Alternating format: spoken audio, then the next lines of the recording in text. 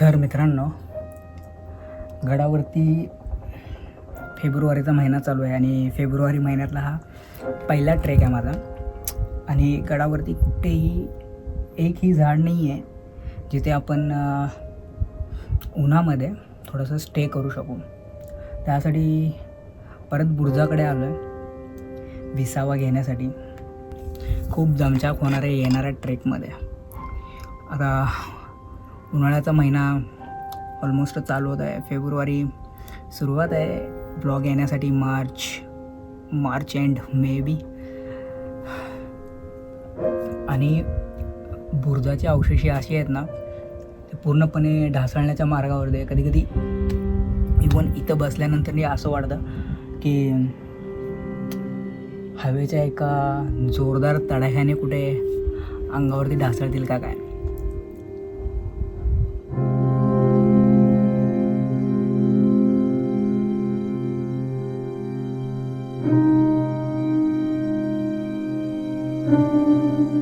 आज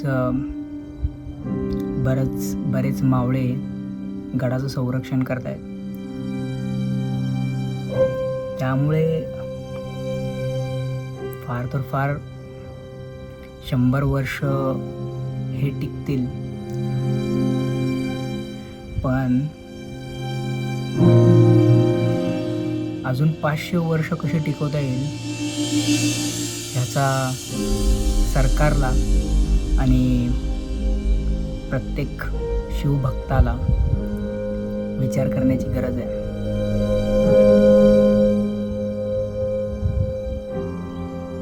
जसं मी मानगडला तुम्हाला दाखवलं, मानगडला बऱ्याच वास्तूंचं संवर्धन चालू आहे. ते नव्याने बांधणं चालू आहे आणि खरंच मी ॲप्रिशिएट करतो त्या गोष्टीला.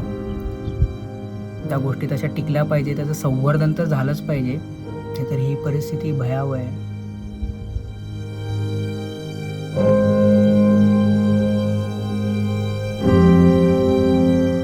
कसं आहे ना, आपण महाराष्ट्रामध्ये राहतो. महाराष्ट्राचं वैभव म्हणजे हे महाराजांचे गडकिल्ले, छत्रपती शिवाजी महाराजांचे गडकिल्ले, जिथे बऱ्याच ठिकाणी छत्रपती शिवाजी महाराज, संभाजी महाराज, पेशवे यांनी ह्या गडकिल्ल्यांवरती वास्तव्य केलं. आणि एक गडकिल्ले जिंकत महाराजांनी 350पेक्षा जास्त गडकिल्ले महाराष्ट्राच्या मातीमध्ये रोवलेत. त्यांनी उभारले, त्यांनी जिंकले. पण त्याची झालेली पडझड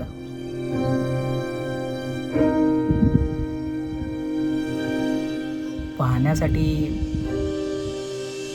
खरंच हृदय पिळवटून टाकणारी गोष्ट आहे.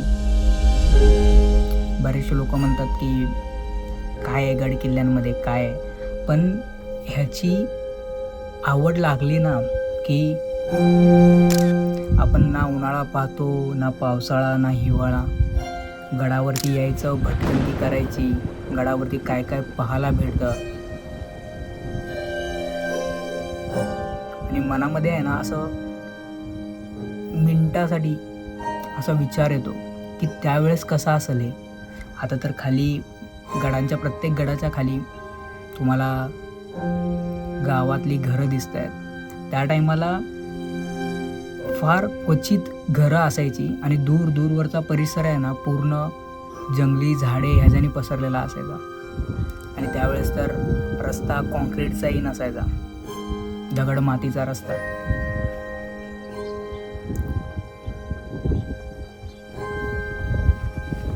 सुंदर आवाज येतो ध्वजाचा.